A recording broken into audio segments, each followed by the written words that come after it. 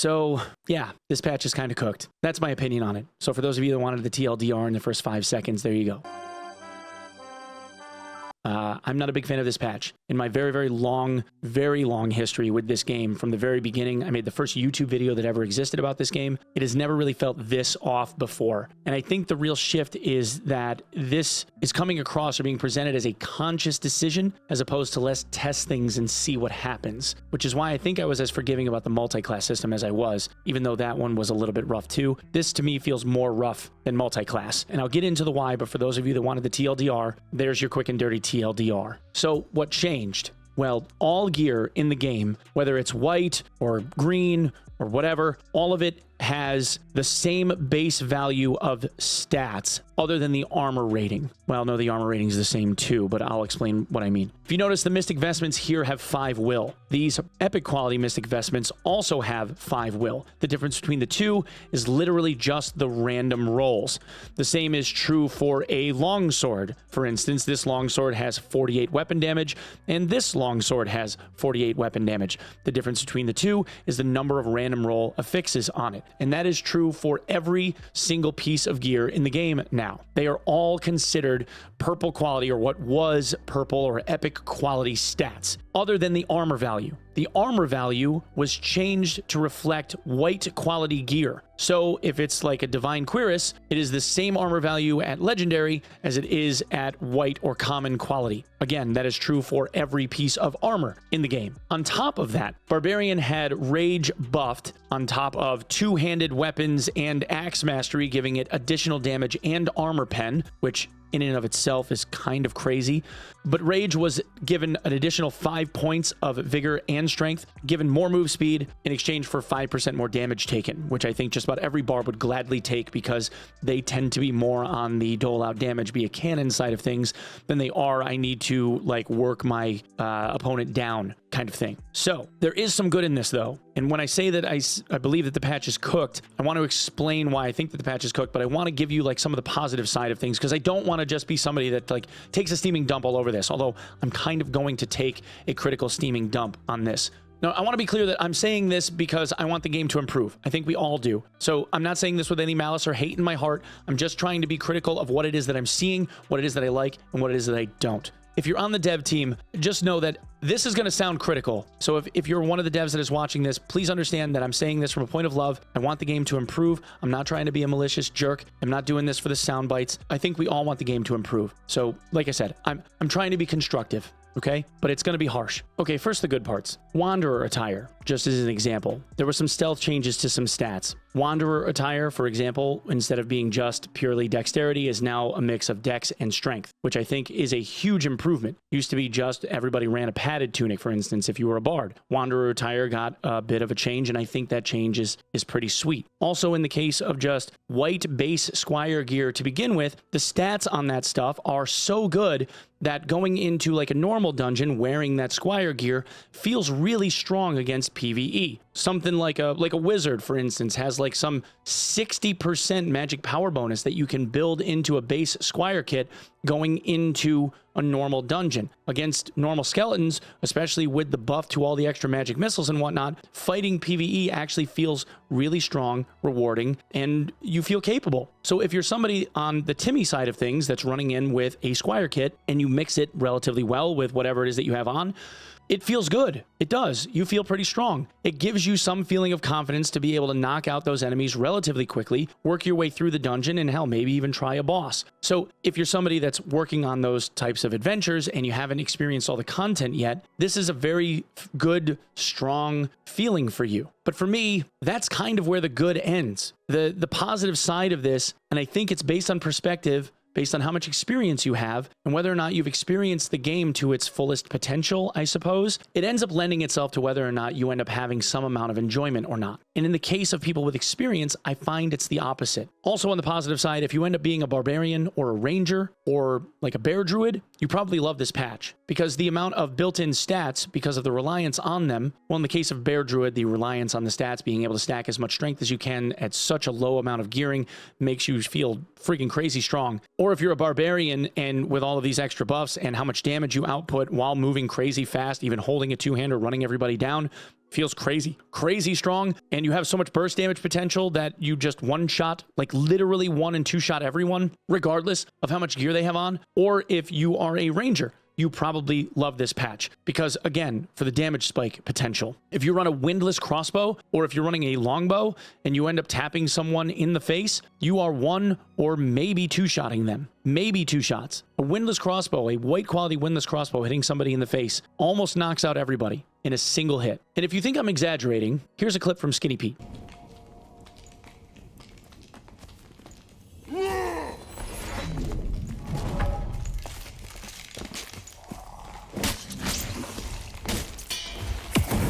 GG. Squire this. And if that one wasn't convincing enough, here's another clip from Skinny Pete. Bro, this is so fucked. You should not be this fast, bro. I'm wearing Squire gear. We love Squire gear meta.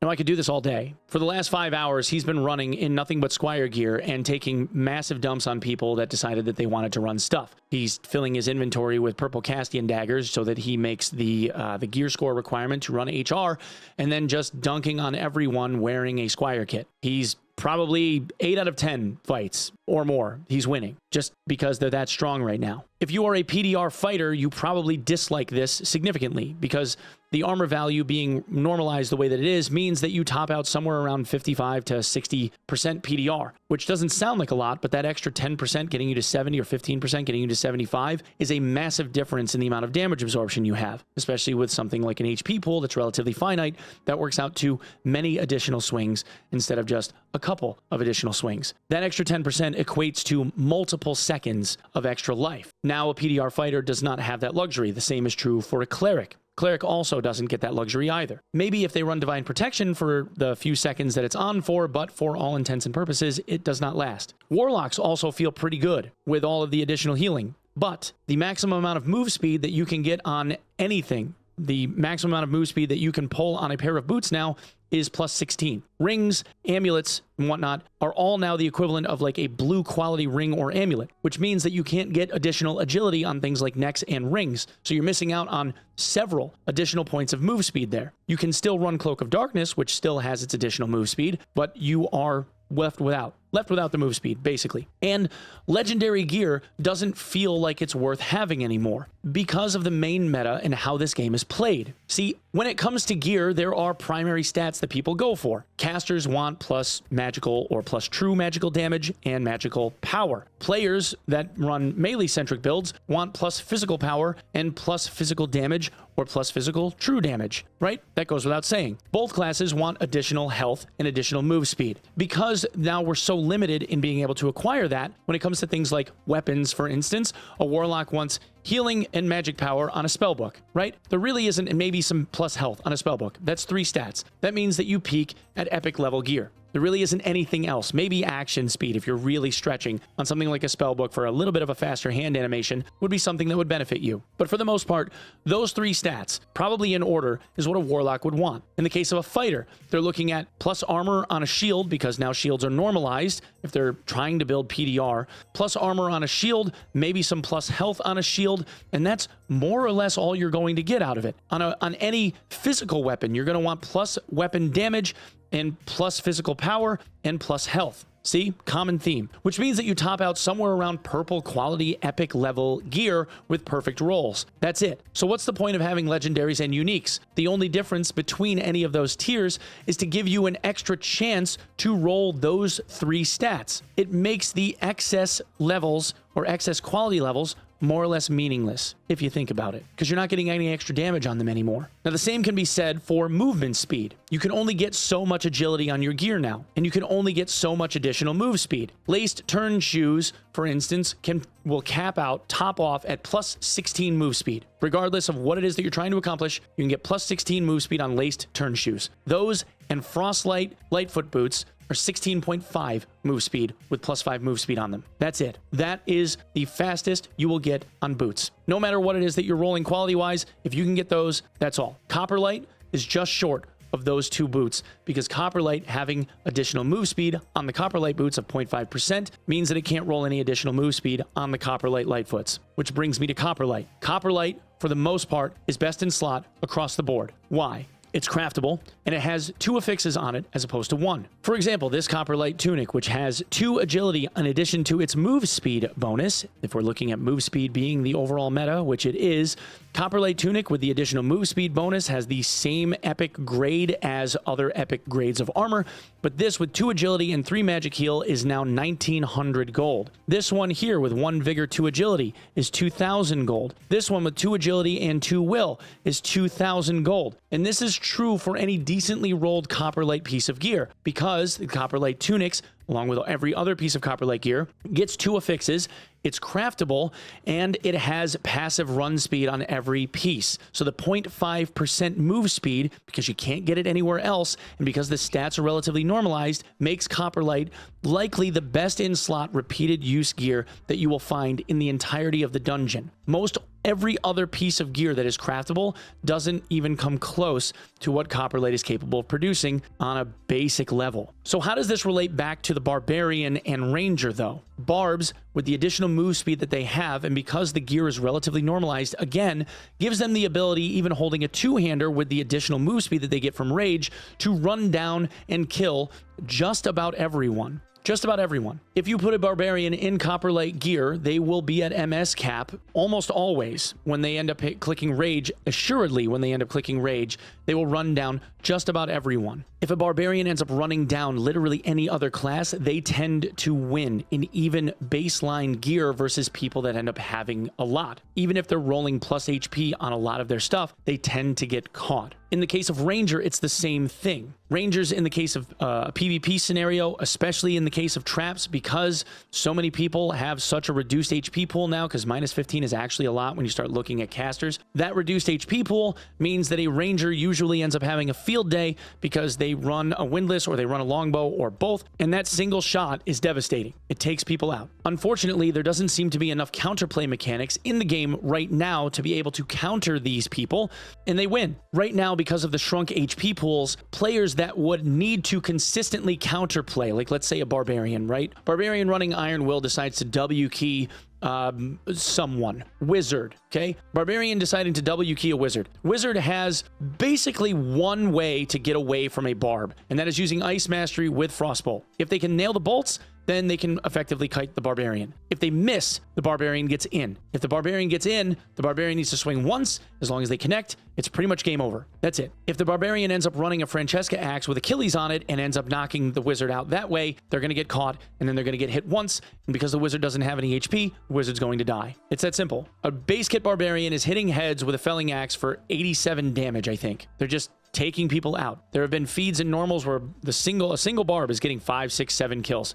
There's highlights floating around now where people are running barbs and taking out 2 and 3 mans, but they're not doing that on anything other than a barb and a ranger. I mean, you might end up having the capability to do it on a wizard, but you're going to be pretty lucky, considering that the wizard is literally a tissue paper bag full of bird bones now. And instead of Achilles, if you're going to run Warcry instead for the barb, a barb with Rage and Warcry is going to be somewhere around like 250 plus health in a base kit. I don't make the rules. On top of all of that, we also have the gear, the stuff, what we're killing mobs to obtain, trying to make ourselves more powerful, get better loot rolls, right? In essence, this eliminates 99% of the gear in the game from being valuable because people are going to be looking for perfectly statted rolls. Otherwise, it tends to be relatively worthless. If I find a legendary ring and it doesn't have magic damage and health on it, I'm not even going to bother looting it unless I'm just going to use it to sell to a vendor for gold. It's not even worth putting on the market. No one is going to buy a legendary quality 2 agility ring. It's worthless. The only thing that matters on it is the secondaries. Does it have plus damage,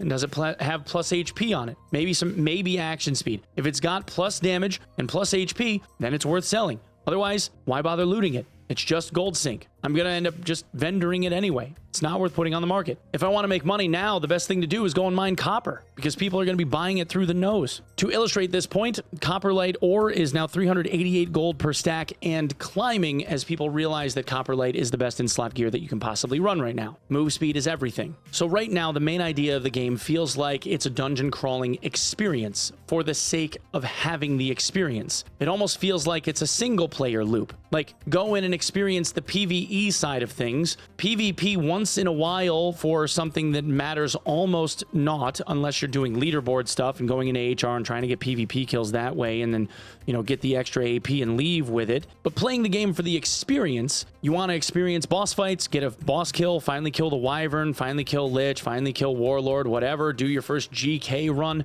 You could try and do all of those things. But if you're somebody that is outside of like the 500,000 hour crowd that has done all of those things 10 and 12 and 15 times already or more, I mean, I don't even know how many times I've killed GK even in the last week. A lot. If you're somebody that's already done all of that, what are you then pursuing? If people with some amount of experience have already done everything that the dungeon has had to offer tenfold or more over, what is it that we are hoping to achieve now? Because before it was trying to find like a perfectly itemized piece of gear, get up a bunch of gold so that you can go and buy like a cool or interesting build idea that you had. Work on getting PvP, fight people that have amazing stuff, and then check their bodies to see if they have anything really cool, right? And that way, when you died, you ended up having things on backup that were still really cool. Now it's, all right, well, if I fill my inventory and I run in whites, I'm still over 225 gear score so that I can get into HR, and I can beat pretty much anybody because nobody's got any stats that are really worth having other than barbarians that have huge HP pools. You know, you see what I'm saying? I don't know exactly what it is that we're going after if white gear ends up having all of the most desired stats, and then all that's left is random roll affixes. On top of which, now SDF is saying in general chat just today that he wanted to remove random roll affixes from the next update. And that scares me even more, because if that's what we're looking at, if we're ultimately looking at having gear devalue to the point where everyone is running the same stuff and it's really just a tailored experience in terms of what it is that you decide to allocate your stats into on what gear that you wear, that makes the game feel incredibly vanilla to me. You're not playing around stuff that you ended up finding anymore. Now you're playing around whatever the build idea is that you had, and you don't get the random roll affixes anymore. Gear is now normalized. So what am I achieving when I kill a boss other than the notoriety of the thing? And if I've already killed the boss and I can do that in gray gear in most cases for most bosses on HR, I can do it in base starter kit gear, especially now because starter kit gear is so much more buffed. What is it that I'm earning? I don't know. I'm hoping that one of you guys could answer that for me. If there aren't any new systems put in place to be able to modify gear in some type of tailored way, some system that makes you be able to move your character in a certain direction, more toward damage or more towards survivability or more towards healing and support, whatever it is, if you don't have the ability to be able to do that, then it just ends up feeling like a BR with extra steps and no circle. Why are we doing it? It could be fun, sure. But once you beat the game, any other game that I've played that has been like this, once I beat the game, I got 100% in God of War. God of War, the new God of War, I got 100% in God of War. It's one of the few games that I've gotten 100%. And I was super entertained for like the 60 or 70 hours that I played it. And then I put the game away because I've done it all. I don't want to get to the point where I put this live service game away because I've done it all. Because then they will be focused more on trying to get new players to play the game as opposed to having people who have already been playing the game stay playing the game. And the latter is how you continue to make ongoing money from the microtransaction stuff that you keep putting in the store. If there aren't any existing players that have been around for a while buying cosmetics, then who are you selling to? Overall, this patch feels like one of the worst patches I have seen. I know that this is part of a multi-step process, but it has been inadequately explained to us what this multi-step process looks like to where we feel like we know what's going on. Because right now, it looks like the game is becoming a watered-down shell of what it once was, and I fear for the future of the game. I don't want to have to go find a new one to play. I kind of liked what I was doing. If it goes this way and it becomes unfun, like it was today, I ended up playing New World for like 4 hours because I just did not feel compelled. And I'm wearing a Dark and Darker t-shirt that Jin gave me when I went to dinner with everybody at TwitchCon. Fuck. All right, I'm going to get off my soapbox. Thank you guys for watching. Just had to vent a little bit. I don't understand what's going on. I hope that they improve it. I know that they're going to do some balance stuff. I have faith that they will do some balance passes. But man, oh man, I wonder why they put this out in the state that it's in. Honestly, if it were me, I would have put out a message that said, we are working on a larger patch to modify how this game is looking. Core mechanic wise, I have this clear vision that I want to go with now, but it's going to be 3 weeks before I can give you another big patch update. So there might be some minor balance tweaks in between, but we're going to push this big patch out in like 3 weeks. At least then it would have looked like and felt like it was fleshed out. Last week with the loot buff patch was crazy fun. I wrote a message to SDF saying the patch was great. Great was in capital letters. I had a blast. Yesterday was a fun time. Today, horribly unfun. It was not fun. It felt watered down, and it did not feel like there was anything to grant me progress, aside from trying to get quests done for cosmetics. Other than that, there's no point. Anyway, guys, thank you so much for coming and checking out the video. My name again is Onepeg. If you would be so kind as to sub the channel here, if you find this informative, entertaining, you agree with my rants, whatever, that I would really, really appreciate it. Otherwise, you can come and check me out over twitch.tv/Onepeg, where I'm live every single day around 7 a.m. Eastern until whenever. Otherwise, if none of those work for you, either one of those work for you, I suppose, I'll see you guys in the next video. Thank you so much for lending me your eyeballs. We'll see you real soon. Peace.